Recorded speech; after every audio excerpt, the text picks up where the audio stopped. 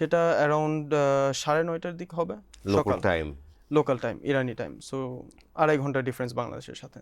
So ওই টাইমে আমরা একটা কনফারেন্সে ছিলাম ডক্টরসদের সাথে, ডিফারেন্ট কেস নিয়ে স্টাডি করা হচ্ছিল।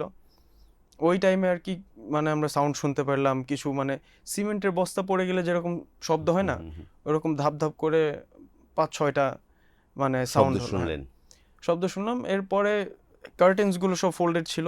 আনফোল্ড করার পরে আমরা বাইরে তাকিয়ে দেখতে পারলাম যে ধোঁয়া উঠছে।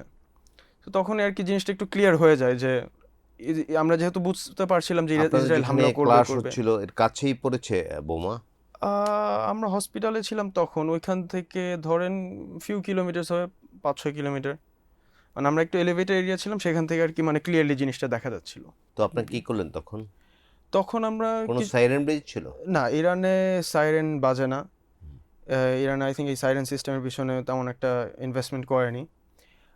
সো আমরা মানে প্রথমে অবভিয়াসলি একটু শকে ছিলাম যে হলোটা কি, বাট যেহেতু আমরা শুনছিলাম যে ইসরায়েল হামলা করবে করবে করবে এরকম একটা আচ্ছা আচ্ছা। সিচুয়েশন, সো তখন আগে কিছুক্ষণ থেকে পরে, একটা মানসিক প্রিপারেশন হ্যাঁ ছিল একটা প্রিপারেশন ছিল। যে হয়ে যেতে পারে যে কোনো হ্যাঁ, সময়। সো যখন এটা ঘটলো তখন মানে ডক্টর মানে স্টিল ক্যালকুলেট করছে যে কি করা উচিত, আমরা কি ক্লাস নিয়ে কন্টিনিউ করবো নাকি স্টুডেন্টসদেরকে ছেড়ে দেবো। পরে যেহেতু দেখলো যে এখানে কিছু ইন্টারন্যাশনাল স্টুডেন্টসও আছে, সো বললো যে ওভারঅল তোমরা যারা স্টেজার্স মানে ক্লার্কশিপে আসো যারা 8th সেমেস্টার থেকে 11th সেমেস্টার, তোমরা সব চলে যাও, ক্লাসেস ক্যান্সেলড।